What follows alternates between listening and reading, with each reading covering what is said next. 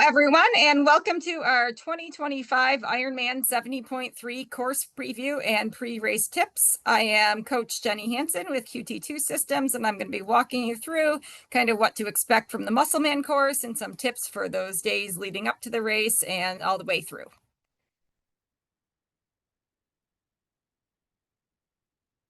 So a little bit about myself. I've been a QT2 coached athlete since 2012. I started coaching triathlon in 2013 and coaching with QT2 in 2020. I'm a native of upstate New York in the Finger Lakes, so I've been at every version of Musselman, I think, since 2010, since before it was Ironman owned, which that started in 2021, I believe. I am a former professional triathlete, currently still racing in the age group ranks. I don't even know how many Ironmans and Ironman 70.3s I finished. I think it's over 60. And just my personal history with Musselman back when it was before it was Ironman owned, I held the course record and won it 3 times. And since then, I've coached numerous athletes through this race. This is kind of our hometown 70.3. And back in the day, I also won Ironman Lake Placid in 2013. All right, so a little overview of the presentation. We're going to go through the QT2 Systems 5 Cornerstones. We're going to touch a little bit on what to expect and how to approach the final weeks. We're going to go through our pre-race and check-in logistics. We'll talk a little bit about the day before race morning. We'll go through some of the nitty-gritty details on the course and talk about how to approach pacing and fueling over it. All right, so just as a review, our QT2 Five Cornerstones are training, pacing, restoration and day-to-day nutrition, fueling, and mental fitness. All of these are needed for a successful triathlon day. So if we look at our training and pacing cornerstones, so we're kind of heading towards these final couple weeks, heading to the race.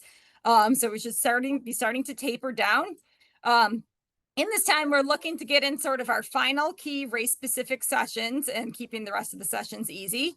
We want to try to stimulate race conditions and intensities during training. So for Musselman, this would probably be some kind of open water lake swimming, relatively steady riding in the aero position, mostly gentle gradients and some hills, and then trying to get used to running in sun and heat and variable terrain. Upstate New York this time of year can be any weather conditions, but typically this race has a reputation of getting kind of hot and humid on the day. There have been years it's been kind of cool and rainy and stormy, but typically you want to be prepared for some heat. And then also you want to do, kind of your dress rehearsal, ride and run, test your gear you're going to be using. So in these final weeks, you want to train to your race targets, whether you generally try to pace by heart rate or rate of perceived exertion or pace or power, really dial that in, get the feel of how you're going to pace. Once you get within the final couple of weeks, there's not really any fitness to be gained. So you want to focus on keeping up the frequency of the swim, bike, run, keeping up that feel. Don't overtrain or panic train, err on the side of recovery to be sharp. Then it's more important to be rested than to be sharp. And you want to include some days off, or at least some days where you're not using your legs, so some swim only days. In terms of nutrition and restoration over these final few weeks, you want to make sure you're really keeping your fluid intake up. Try to get in at least half of your body weight in ounces in addition to what is lost during workouts. Make sure you're keeping up your nutrient density, aiming for 4 servings of each of fruits and vegetables a day. You want to make sure you're getting in your replenishment meal. So your day prior to your final long ride or long run, get in the kind of high carb meal, low in fat, replenish those glycogen stores. Make sleep a priority. If you can, try to get in at least 7.5 to 8 hours per night. I know that's not always possible, but try to make that a priority if you can. It will help, especially too if you're someone that has trouble sleeping the night before a race. You want to take some anti-inflammatory measures. So it's loading up on things like your omega-3 fatty acids, hydration, reducing your stress and sleeping. Try to, taper down caffeine. Let's target less than 800 milligrams a week. And don't forget to drink your recovery drink after workouts. Your taper is not a time to be cutting back on nutrition at all. You want to make sure you're still getting in everything you need. Race week, try to eat a relatively normal diet. If it's hot, which it probably will be, add a little bit of extra salt to the meals. Hydration is a focus. Drink plenty of sports drink and in fluid leading up to the watt in the 3 days leading up to the race, in addition to what is lost from workouts. Continue to taper down caffeine to increase receptivity on race day, just get a little bit extra boost. Have a couple nights before, that's when you kind of want to start your carb load. So have a heavy carb dinner a couple nights before the race, and then breakfast one day before. This will help replenish or build up those liver and those muscle glycogen stores without creating GI distress from having a big meal the night before the race.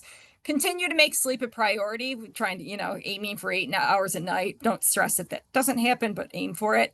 And stay off your feet as much as possible, which isn't necessarily always easy when you're kind of having to walk around to expos and such, but try to limit the extra walking you're doing. In those final few weeks, again, we really, really want to dial in your fueling plan. So fuel in accordance with your plan every session. Even if they're shorter sessions, don't skimp on this. Make sure you're really, really dialing that in. Use the products you plan to use on race day. Make sure everything is set there to train your gut.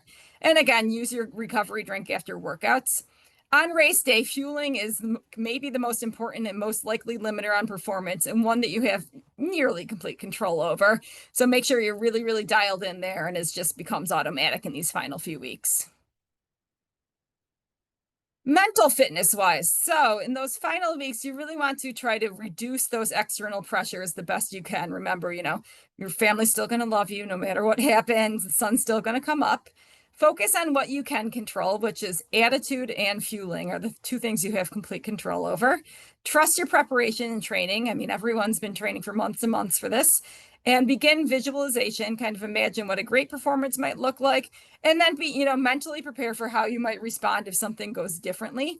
You want to list your goals and targets. So goals, again, are those things you have complete control over. So that's your attitude and how you react to what's happening on the race course, and for the most part, your fueling, and also how you respond to adversity. If you get cut off in the swim, or, if there's somebody you're going back and forth with on the bike, just how will you mentally prepare for that? Targets, and then you want to also come up with your targets. So these are going to be your numbers-based things, such as your pace and power, which should realistically be based on your training. But again, you don't know what body's going to show up on race day. These things you have a lot of control over, but not complete control over. And you want to enjoy the feeling of extraordinary fitness and be grateful. I mean, when you're in shape to go out and race a 70.3, you are one of the fittest humans on the planet. So enjoy that feeling. In terms of pre-race logistics, read through the athlete guide, look over those race details, make sure you know what you're doing there. Try to get your bike tuned up if you can. Make sure everything's in working order there. There's nothing worse than discovering a rubbing brake or, a loose bolt or something the day before the race. Make your lists and purchase any needed items. You want to make sure you have the correct goggles for the swim course, which for this course are generally going to be tinted. You want to charge and replace batteries. Had an incident in St. George where I was running around the day before the race looking for a new Di2 battery. So make sure that's not you. It's not a good place to be. Pack your bags, confirm your reservations, and then plan out your race check-in time when you're going to go to a pre-race briefing and what time you want to check your bike gear in on Saturday. In terms of the race check-in logistics, so race check-in is at Lakefront Park. I'll have a map on the next slide, with parking at Seneca Lake State Park. Athlete check-in is on Friday. That should be, that's not April 4th. Sorry about that. But Friday before the race from 2 p.m. to 7 p.m. and Saturday from 9 a.m. to 4 p.m. Again, if you are an all-world athlete, that priority registration ends at noon on Saturday. So if you want your low bib number, make sure you're there by noon on Saturday. You're going to bring your active.com registration QR code and a photo ID. Make sure you have that QR code pulled up before you get into the line. Makes things go a lot smoother. Try to get to the expo early and limit your time there if you can coincide it with one of the athlete briefings. The mandatory bike check-in is Saturday, 9:30 a.m. to 4:30 p.m., again at Lakefront Park. And then if you plan to attend an athlete briefing, those are Friday at 3:30 p.m. and 6 p.m., and also Saturday at 11 a.m., 1 p.m., and 3 p.m. So in terms of the parking, it's about like a mile and a half walk from the parking area to the race site. So definitely plan that out. The city of Geneva has asked that you don't park on these city streets. There's also no parking. The race site is at this kind of lakefront park, Finger Lakes Welcome Center. There's no parking there. Parking is in this Seneca Lake State Park, kind of in this grassy area here.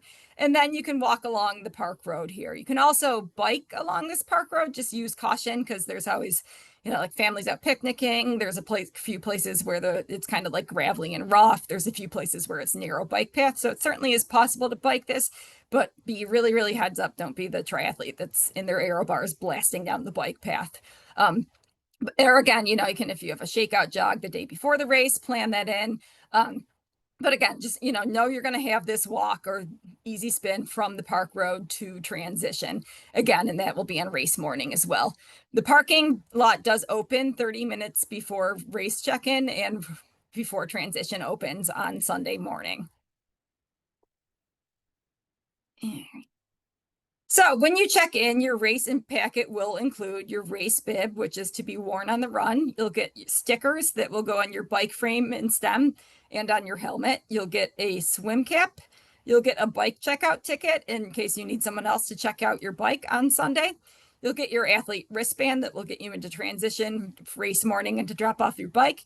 You'll get a morning clothes bag that you can drop stuff off in race morning to pick up immediately after the race. And at this race, it's I know it varies from race to race, but you will get your timing chip at check-in. So make sure you go to the timing table and get your timing chip at check-in. That is not at bike check-in for this race. That is at race check-in. So day before, final checks. Friday or Saturday, it's a good idea to get in some sort of short shakeout bike, swim, or run. There's no formal practice swim, but swimming's allowed kind of around the race site, around the state park. There's a lot of different places to get in the water. Just use caution with the swim entry and exit. It can be rocky, and Musselman is named for zebra mussels, which can be in the lake, and those things are sharp. You don't want to step on those, so just be careful getting in and out of the water. When dropping off your biking gear, take a note, make sure you know where your transition location is, look around transition, kind of make sure you know where you're running in and out and where your bike is in relation to that. Charge your electronics. There's always a million things to charge with triathlon. So, charge your watch, charge your power meter, charge, if your heart rate monitor might need a new battery, make sure you're on top of that. Charge your bike shifting. That's another big one. Set out and organize your gear for race morning. Confirm your morning logistics, what time you plan to get to the park, plan in that walk down from parking to transition. Some things you might want to set out are your tri-kit, your swim cap, your wetsuit or swim skin, timing chip, sunscreen, bike bottles, nutrition, watch, heart rate strap, body glide, all of that.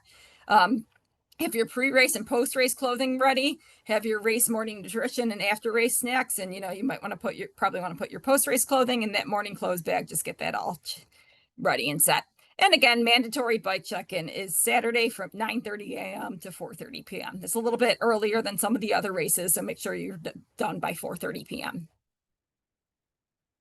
All right, so race morning in terms of nutrition, you want to keep your breakfast pretty simple. You want simple carbohydrates, fluid electrolytes, small amount of protein. Try to avoid, heavy fat foods, heavy fiber foods. You don't need extra vitamins or minerals in here, just what your body is going to use on race day, which is going to be simple carbohydrates. The core diet recommended breakfast is applesauce, banana, a scoop of whey protein, and sports drink. You want to try to complete eating 3 hours prior to race start. Again, this is early start race, so if it's not completely there, that's okay, but this is the goal. And then you want to try to sip on sports drink until the race start and have a gel about 15 to 20 minutes prior to getting in the water to top things off and be ready to go. Race morning logistics. Again, we've discussed the parking. Get there early. There's lots of parking, but it can get a little bit congested on that park road heading in. Usually the volunteers do a really nice job of getting everyone parked pretty efficiently, but again, it can get a little backed up. So just make sure you leave yourself plenty of time race morning. Transition is open from 5 a.m. to 6:15 a.m. So plan that out. It's not a super long open transition, but it's plenty of time to get everything you need done. You want to review the transition layout again race morning. Just make sure you know where you're biking out, where you're running out, so you're not running all over transition looking for it. Apply sunscreen. It can get very, very sunny on this run course, and you do not want to get sunburned. It's very uncomfortable. You want to add your fuel to the bike and run belt if you haven't done that already. set up your transition area, be mindful of those around you, don't spread everything everywhere. Swim start, it's pretty close to transition. It's pretty much right there. There's not a long walk for this race, but just make sure you allow time to line up appropriately. Swim corrals get crowded early, and you don't want to be the person who's trying to, shove your way to the front. So make sure you're there in times to line up where you need to be. So kind of our general course overview, as we said, the swim start is kind of at the pier at the Finger Lakes Welcome Center. It's a short, easy walk from transition. The swim is a rolling start, self-seated, based on estimated finish, one loop. And then you exit from near kind of on the outside of a dock close to T2, and then head out on the bike course. The bike course in general, it's kind of flat to like gradual inclines and declines. This is not like an Eagleman flat bike course, but it's also not a super, super hilly bike course. I mean, think it's about like 16 to 1800 feet of elevation gain, depending on what file you look at. It's mostly gradual inclines and declines, and there's a couple punchier climbs and descents. Again, mostly good road conditions. It's a pretty much quiet country roads that are, the majority of them are in pretty good shape. It's not a lot of spectators out there. Again, there's quiet country roads. There's not a ton of people out there. The run, on the other hand, it's two loops. It's a mix of flat for half the loop and some hills for the second half. It's a mix of sun and shade. And one of the biggest challenges is that it can get very, very hot and humid out there.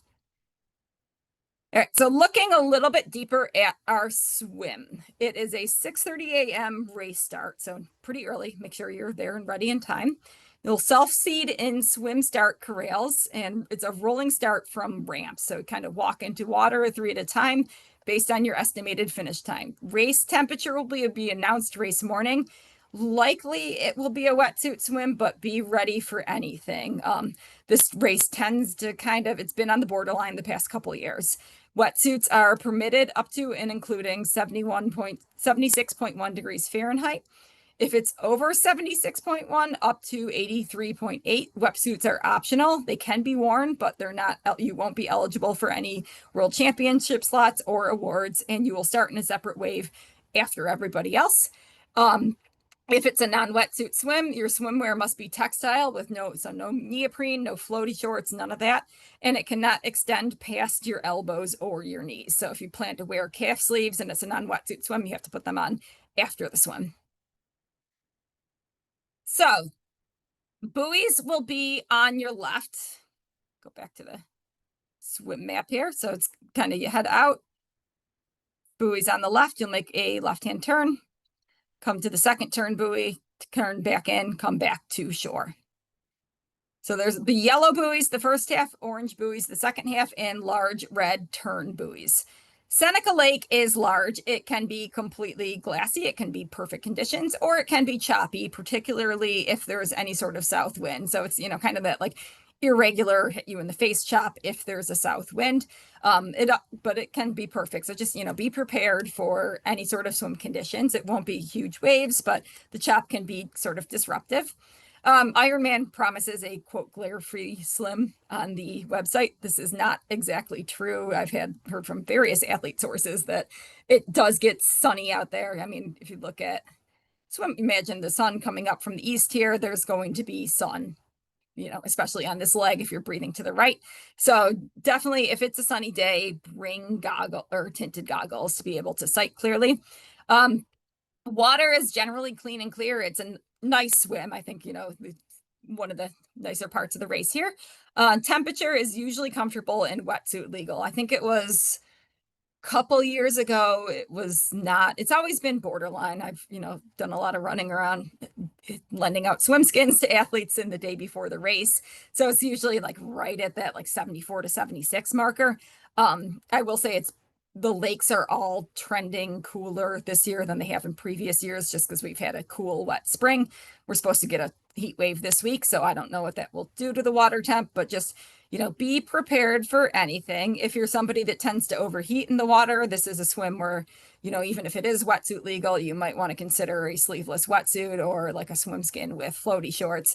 So, just know it could be borderline here, but it probably, I think every year it has ended up being wetsuit legal, but it is on the verge a lot of years.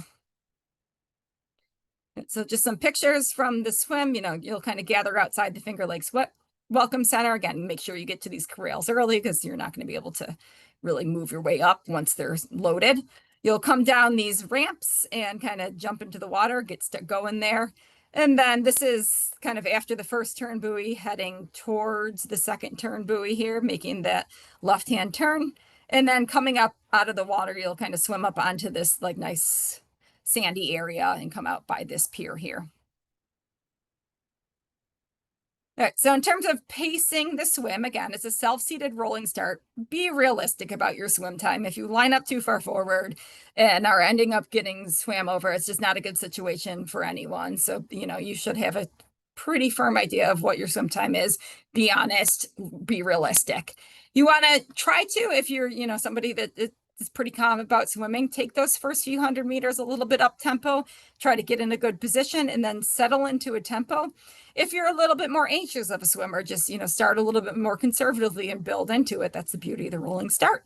You're going to get bumped or hit, so expect it. I mean, don't take it personally. It's hard to see in the water. No one's trying to drown you for the most part.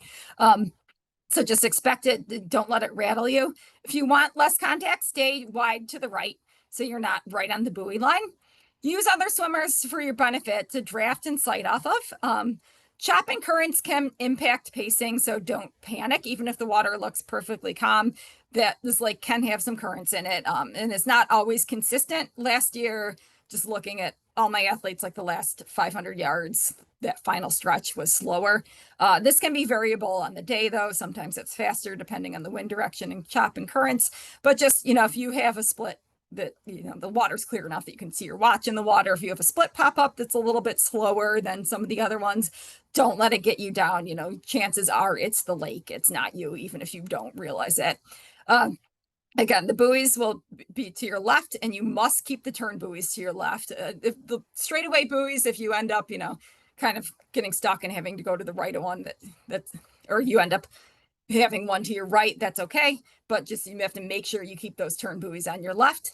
And then over the last couple 100 yards, kind of increase the kick, prepare the legs for running, make sure you're starting to get that blood flow going through the legs so you're not, getting dizzy coming up out of the water. All right, so moving towards our bike course. This is really, really nice bike course out there. It flows really nicely. It's not like boring flat, but it's not super, super tough. So you can roll well, you can get some good speed. It's really, really pretty and scenic. There's a lot of nice stretches of it. And again, it's for the most part, these quiet country roads that are just nice to be riding on, or you're riding kind of along the Finger Lakes, which are, gorgeous in the morning. And so you're going to come out of transition. You'll kind of wind your way over, come down, and then you'll ride along Cayuga Lake for a little bit. You'll come up from Cayuga Lake, and then you're going to work your way kind of again up and over, back down to Seneca Lake, and then you'll come back up to transition. So it's a little bit, it's a little bit uphill coming from the lake, and then a little bit downhill coming over to the next lake. Overall, I think, Ironman listed as 1,656 feet of climbing. That's, pretty consistent with the Garmin files I've seen from it. The hills coming back from Cayuga over to Seneca, they're a little bit more pronounced. A lot of this, there's some parts where you notice you're climbing and some parts that feel just more like sort of like a false flat or just like you're going a little bit slower. So if we break it down a little bit further, again, mostly quiet country roads. The road condition is good throughout the majority of the course, but again, you're riding a bike outdoors, so just be heads up. There are some rough sections out there that you just want to be aware of. Again, like I said, you kind of wind gradually to Cayuga Lake, come on back. You'll return around East Lake Road back to transition. And again, one of the kind of unique things about this course is that it's a lot of like Amish and Mennonites in this area. So you might come across horses and buggies, watch out for those. Just give them a wide space when you pass, they'll just keep trotting on their way, but be aware, give them a wide berth. If you're coming up on somebody to pass somebody and they're going to pass the horse and buggy, might want to just give it a second. Don't be, kind of aggressively passing these people that are just trying to get transportation from here to there on Sunday morning. So again, these first 10 miles that kind of breaking it down a little further, are this kind of gradual uphill with some zigzagging between the lakes. So some portions you'll kind of feel these climbs, you'll be sitting up a little bit. Others just feel slower. So those first like 10 miles, your lap splits will be kind of slower than your goal pace. You might not necessarily realize that you've been going uphill, but you have been. So don't worry, don't stress about miles per hour on that portion, because you'll get that back over the next 9 miles. So these are going to be mostly downhill. Overall power will probably be a little bit lower if you're pacing by power, but over this section, this is a good place where you want to practice being comfortable in your aero bars on gentle descents to maximize speed. So these aren't like sketchy descents, or they're not scary or anything like that. So it's, most athletes that I coach have been kind of maxed out at about 30 to 35 miles per hour through these sections. So it's not anything, that's going to be like you need to be terrified or sitting up and braking. It's a good time to maximize speed, maximize aerodynamics through here.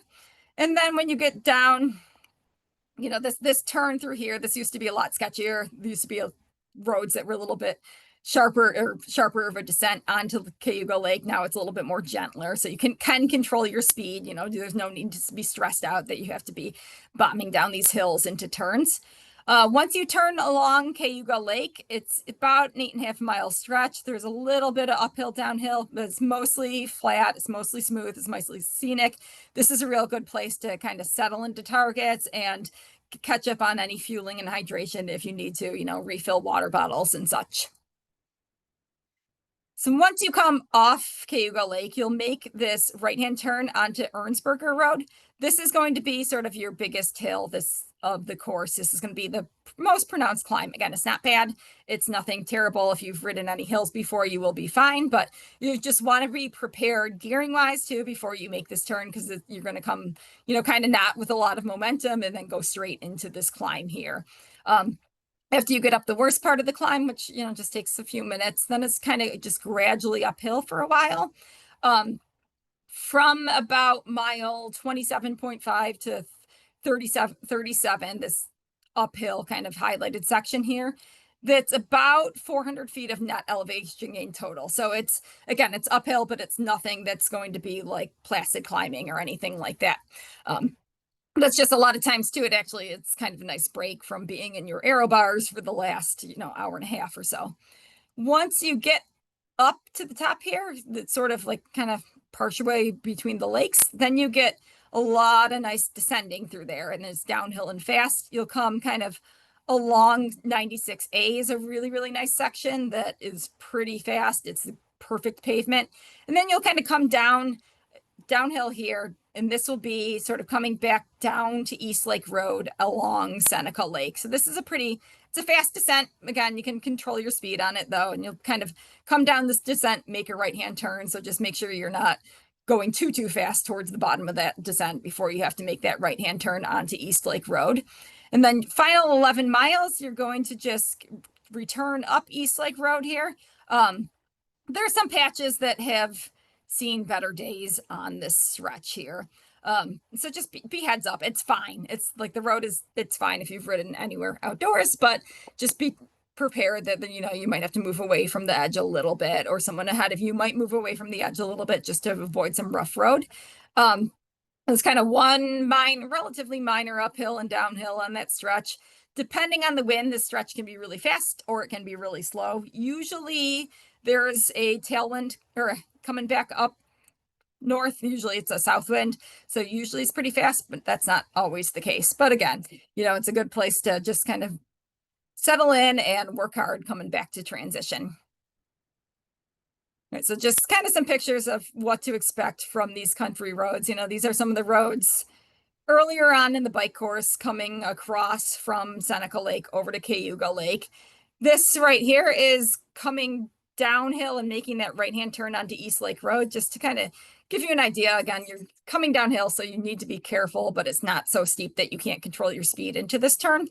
And then this is along Cayuga Lake, nice kind of smooth stretch. There's some really, really pretty lake views in there. So it's nice bike course. In terms of our bike course fueling, there's 3 aid stations. They're approximately every 14 to 16 miles apart. They will have, for hydration wise, they'll have water and mortal hydration. Ironman is no longer using any Gatorade products. They'll also have Morton gels, both caffeinated and non-caffeinated, bars and bananas. Also, I mean, 70.3, it's perfectly possible to carry all of your own nutrition. Be heads up at aid stations. If you're not planning on stopping at them, stay to the left. Probably a good idea, especially to get out of your bars in case somebody ahead of you drops a bottle and it starts rolling across the road. So be heads up, be careful, and check the final athlete guide just to, kind of go through that on-course nutrition and make sure you know what's available. In terms of the Morton gels, the black are the non-caffeinated gels, where the white are the caffeinated gels. They are low in sodium. Morton gels only have 22 milligrams of sodium versus 200 milligrams in a lot of gels. The caffeinated ones are high in caffeine. They're 100 milligrams. A lot of other gels are 20 to 25 milligrams or 50 milligrams. And they're kind of like this hydrogel consistency. In terms of equipment, tri-bike is going to be your best bet on this course. Most of the climbing and descending is like a 1 to 3% grade, and it's not a technical course. So it's good to stay in aero as much as possible. You'll want to take position breaks when it makes sense on the course. So, when you have these gradual climbs and your speed drops, it's a good idea just to kind of sit up, give yourself a break. You want to use, I would say, your quote unquote normal gearing and crank. How you train should be good. There's nothing that you wouldn't be able to get up on this course that you can't get up in training with your gearing. In terms of wheel choice, that will depend on wind, comfort, and experience. The course terrain, with being sort of this like relatively lightly rolling to kind of flattish terrain, will reward a deeper wheel set. But again, there's a lot of, it's country roads. There's many exposed sections where you're going to be riding next to open fields, where if it's a windy day, there can be wind kind of whipping across that uncontested. So ride what you're comfortable with and experience with handling based on the forecast. Pay attention to that. And above all, just, prioritize comfort. In terms of our bike pacing, if you are using heart rate as your main pacing metric, generally what we want to see in a 70.3 is sort of a U shape, where it's higher coming out of the swim, then you kind of settle in for the middle half of the ride, and then push more for the final quarter of the ride. And overall, you want to see the second half heart rate about 2 to 3 beats higher than the first. The hills are a little bit more pronounced on the second half, so you might rise a little bit higher on the climbs, drop a little bit more into the descents, but it's still perfectly achievable based on the course terrain to have this kind of second half a couple beats higher than the first half. Power wise, if you're pacing by power, this is a good course to try to meter out your power evenly throughout and contain on climbs. There's nothing other than the one hill coming up Ernsberger. There's nothing that's really should spike your power too much. It's a good course to try to keep a relatively even wattage. If you have a tailwind or a slight downhill, you want about 5 to 10 watts under goal power is realistic. Whereas if you have a headwind or a slight uphill, about 5 to 10 watts over goal power is realistic. Again, and try to keep the climbs capped. You should be able to stay within about 20 to 25 watts of goal power and pretty much all of the course except for Ernsberger. Pace, if you're going by pace, it will be affected by wind, terrain, and weather. Overall, if you're going by effort level, trying to keep it at the sort of like 6 to 8 on a scale of 10 is where you want to be, and keep pedaling as steadily and consistent as possible. I mean, this is a course where you can use your gears to sort of quote unquote even out the course and kind of keep consistent tension on the pedals throughout most of it. In terms of our penalties and rules, so Ironman has changed a few things for 2025 that it's good to be aware of. Drafting is a blue card violation. One of the big changes for this year is that this is now a 2-minute penalty. It was longer previously for a 70.3. So drafting, you must keep 6 bike lengths between your bike's front wheel and the rear wheel of the cyclist in front at all times. If you go to pass, you must pass on the left and complete your pass within 25 seconds. So that's once you get within 6 bike lengths, you need to complete the pass within 25 seconds. If you are passed, this is a big one, make immediate and constant rear progress after being passed. If somebody passes you, it means they've been coming up on you and they're going faster than you. So don't have an ego about it. Drop back, be courteous. If you get 3 violations, you'll get a red card and you get disqualified. And another big one is if a ref comes up to you, shows you a blue card, you have to stop at the next penalty tent. You can't pick and choose which penalty tent you want to stop at. You need to stop at the next one, otherwise you will be disqualified. If you litter, so if you intentionally throw a bottle or a gel wrapper or anything outside of a designated litter zone at aid stations, that is also a blue card, 2-minute penalty. Blocking is a yellow card. So that's kind of a 30-second penalty for a 70.3. That's if you're riding to the left of the lane. If there's bad road condition, you need to move a little bit out to the left, that's okay. But if you're just consistently riding to the left and blocking people from being able to get past you, that's a 30-second violation, and you must stop at the next penalty tent. Your chin strap must be fastened whenever you're on the bike. So it's just good rule. The first thing you do when you get to your bike in transition, put on your helmet. Last thing you do, you rack your bike before you take off your helmet. You can't use cell phones, MP3 players, etc. in a distractive manner. So no phone calls, no texts, no taking selfies, no listening to music during the ride or the run. And no headphones either. No outside assistance. So on the run course, you can't have somebody running alongside you or riding alongside you. You can't have your family members handing you nutrition or anything. They need to be staying put. The zipper rule, I know that's another one that's gotten a lot of attention. You can unzip your top, but your zipper must stay connected at the bottom. So you can't fully unzip your top, and the top needs to stay over the shoulders. When you get to the finish line, try to remember to zip all the way back up. One trick my husband does is he'll put a safety pin at the bottom of his kit so the zipper physically can't come disconnected. Females, you can wear sports bras if you are wearing one piece and you want to wear a sports bra on the run. You can fully unzip, roll it up, tuck it into the shorts, and run in a sports bra. That is completely fine. You can't cross the finish line with any non-racers. And then another new rule that, this is probably not something that's going to be super enforced, but other athletes can report you if they see it as well. Shoes are now following world athletic standards. So stack height on your shoes cannot be more than 40 millimeters, and you cannot have more than one rigid plate. So Ironman has a list of prohibited shoes on their website. It's not all inclusive. If you have doubts, if you have a really thick soled shoe, make sure you look that up ahead of time and make sure that's within the limitations. It's not always like the super shoes either. There's some daily trainers that come in over a 40 millimeter stack height. So be sure that your shoes are legal. All right. Again, this is all a lot of words. Ironman has, again, kind of adapted these world triathlon rules as for hydration systems and fairings, because it was kind of getting out of control, especially with some of the pros and some of the things they were doing to their bikes.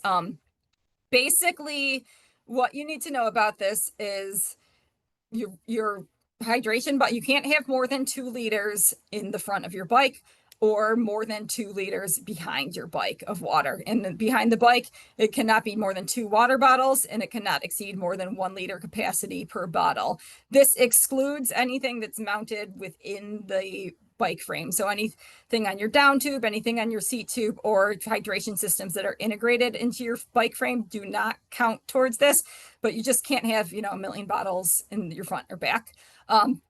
You also can no longer put a water bottle down the front of your race kit. That's another thing that's been added to the rules. And you can't, this last protective screens, fuselages, fairings. You just can't be like crazy 3D printing fairings to put on your aero bars. Again, this is something that's more relevant and more policed in the pro fields, but don't fundamentally alter your bike with something you're adding to it for this sole purpose of decreasing wind resistance. And finally, aero bar extensions must not extend beyond the leading edge of the front wheel. All right, moving on to our run course. So our run course is a 2-loop run course. It's kind of divided into 2 different sections. First section is going to just be this pretty flat out and back along this sort of park road, lakefront trail. This is kind of a mix of some sidewalks, some bike path, some park road. It's pretty much just pancake flat. Then you will come up and kind of climb up into town here and sort of run through the Hobart William Smith campus and make a loop here, come back, and then repeat it all over again. So there's a lot of crowd support, especially kind of in this transition area along the path here. And then there's always people that come out through the town. It's family friendly. There's a lot of places to hang out by the bike path and, watch and cheer. You want to manage your pacing. Don't surge or push too hard throughout, some of the hills and some of the flats. Mentally break it down one lap at a time. The course is a mix of sun and shade. There's some sections that are completely exposed. There's some that are sort of mixed. There's some that are, pretty nice and shady. It can get very, very hot and humid, so you want to make sure you're hydrating, cooling at aid stations. So if we break it down a little bit further, I mean, Ironman has it at 336 T5. It should be 365 feet of elevation gain. That's pretty consistent. Normally on my athlete files, I've seen around like 315 to 350 feet of elevation gain. So if we break it down a little bit further, again, this park road is completely flat. There's nothing to worry about there in terms of hills. It just, especially by transition, it tends to be really, really exposed and just can get really, really hot, especially initially coming out of transition. Once you get further towards Seneca State Park, there's a little bit more shade. And then when you come up, if we look a little bit more at some of these hills, the biggest one is going to be this hill kind of coming up. You'll go past transition, you'll come up off the path and come up through town up towards the Hobart William Smith campus. So this hill, I mean, I stole a couple athlete files here, but it's, about half a mile long. It's about 70 feet of elevation gain. It's not a super, super steep grade. It is a noticeable hill. You will feel it, especially, kind of coming past this exposed area from transition. But, so you want to make sure you've got some gas in the tank when you're tackling this, especially on the second loop, but it's not the worst thing you'll ever face, but it is there. And then when you come sort of through this about 2 mile section coming up, kind of making this loop through the campus and coming back down, it's a little bit rolling. Again, it's nothing crazy. The whole thing is, about 35 feet of elevation gain and loss over the course of a couple miles. So nothing super steep, but it is a little bit rolling. It just will wake the legs up a little bit more than they are in the path. So if we take a look at, some of the different portions of the run course here, these are sort of that lakefront trail. This is probably maybe a mile from transition, not even. Same thing here, again, there's trees along the path, depending on where the sun is and what part of it you are. You might have sun, you might have shade. You got this, the lake's right there. It's nice. If it's hot, you might want to just jump in the lake. I've had those thoughts before, but it's pretty. It's a very, very nice running surface there. This is kind of coming up off the path, coming up towards the finish here. And then these are kind of further out on the race course. This is coming through the college campus here. You'll see, again, this is an exposed section. When you get to the loop, it's a little bit more shady. Again, just kind of gentle ups and downs through there. And this is a picture just of the path with a little bit more traffic on it. So it can get kind of congested on that second loop. There's pretty good space throughout most of it, but there's portions where the path narrows a little bit more. So just be prepared that there might be some traffic, especially as you move into your second loop there. Run fueling wise, aid stations are about every mile. There's water, there's mortal hydration. Again, no Gatorade. There'll also be cola, there'll be bars, chips, pretzels, bananas, and oranges. You'll also have your Morton gels again, and your Morton bars. There should be ice and sponges and rags. So you really want, again, take advantage of that, cool off the best you can. Again, you can, wear a belt, carry your own if needed, to carry your own gels, and check the final athlete guide for the on-course nutrition details. In terms of pacing on this run course, a good rule of thumb, if you're going by heart rate, is to take your bike heart rate and add about 5 to 10 beats, depending on what your, normal personal offset is. If you're using like a stride or any sort of run power, try to stay as even as possible. Really don't overdo those, first 3 to 3.5 miles when you'll be on the path. It's flat. It can be fast. There's a lot of people out there cheering. There's a lot of crowd support along there. So it's very, very easy to get caught up those first few miles and try to think you need to bank time because you're coming up on hills, but that will not pay off in the end. So just be really, really cognizant to not overpace those first few miles. It can feel very hot those first few miles too when you get off the bike, with the 15 to 25 mile an hour wind, and then you go to the stagnant air of the run course, and the sun's beating on you. So it's a good time to really think about taking up, cooling off from those first few aid stations and easing into it. Pace wise, you want to be steady on that flat section of the first half of each loop. So take a couple mile or two, then settle into your goal pace.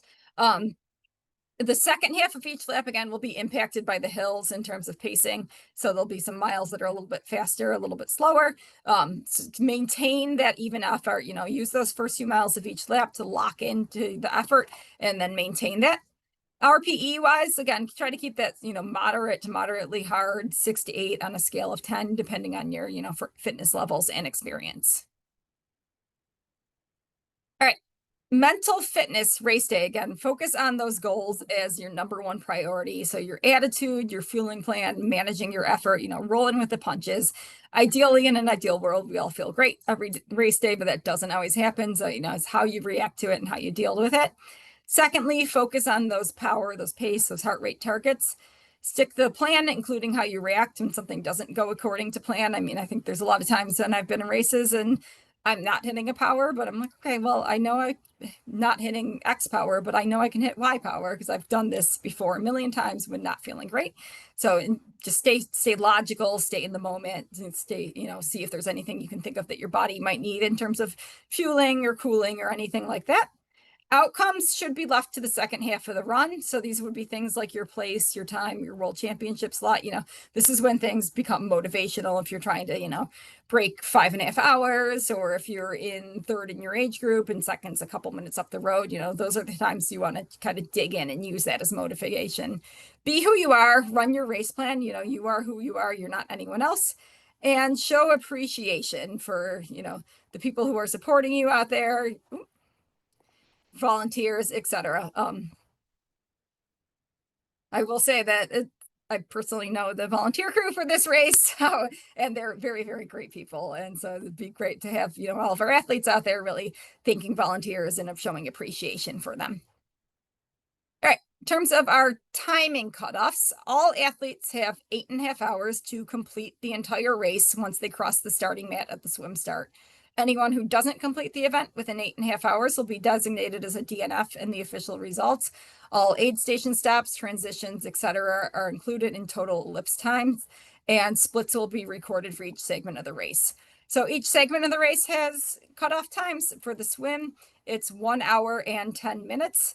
T1 closes 10 minutes after the swim course cutoff. So that's after an hour and 20 minutes total after the last athlete gets into the water. That's when T1 will close. The bike cutoff is 5.5 hours of total swim and T1 time after the last athlete enters the water. T2 will close 10 minutes after the bike course cutoff. And then the run course cutoff is 8.5 hours to complete after the last athlete enters the water. So this is, we'll cut the run course off, but something to finish. Sorry. When within 8.5 hours yourself. The run course does have one intermediate cutoff. You need to start your second lap by 2:35 p.m. So that's the only intermediate cutoff on the course. And the bike course, there's no intermediate cutoffs. It's just the total time. All right. In terms of spectators, so those who are watching you can follow you along the Ironman athlete tracking app. They can meet you at pre-agreed locations along the course. So swim, they can be along the run from the swim exit crossing to T1. There's also some kind of rocky areas near the swim start where people can just kind of sit and see the whole swim course, which is kind of fun. It's kind of neat. Bike, people can see you initially out of transition, coming back into transition. I found a good place is, if people want to kind of go back to where they parked, they're along 5 and 20 is a good place. It tends to be a little bit quieter. They may be able to catch you. It is possible to drive to various parts of the course, but keep in mind that you'll have to cross the race course to get back to parking because the athletes will be coming down 5 and 20. You'll have to turn there to get back into Seneca Lake State Park, which is it's not a problem. I mean, I did it last year, but it's, especially as you get later in the day and the athlete density tends to pick up, it might be a little bit difficult. So, it's probably best just to stay put. run, there's really can cheer anywhere along the course. The most convenient is along that lakefront trail. So, you know, this woman's kind of set up there waiting for her athletes. Athletes will pass there 4 times. There's a lot of tri-club tents. There's some like benches, some picnic tables along the trail that are you gonna kind of set up camp at. You know, it's just a nice place to kind of hang out and cheer. The further down you go, the quieter it is, but then the lot, I mean, it's, you know, if you're a mile from the turnaround, you're seeing the athlete pretty close in succession versus if you're further down, you'll see them a little bit further apart if that matters to you. But again, it's a nice place to hang out and watch. After the race, bike and gear checkout is from 1 to 4:30 p.m. You have to have either your athlete race band or the bike checkout ticket from your race pickup packet. If you can, come back and cheer, watch, you know, help everyone else get in. Slot allocation and awards are 3:15 p.m. at Lakefront Park.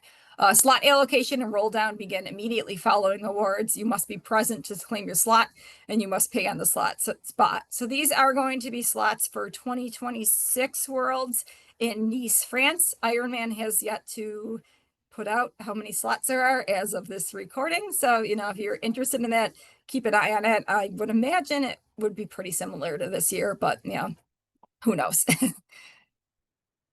And finally, if you have any questions, feel free to reach out to me. My email is there. My Instagram is there. Feel free to send me a message. I will be out in Geneva for, you know, a couple of days leading to the race if you need anything. So feel free to reach out and ask me any questions you need to. All right. Thanks so much for attending, everyone.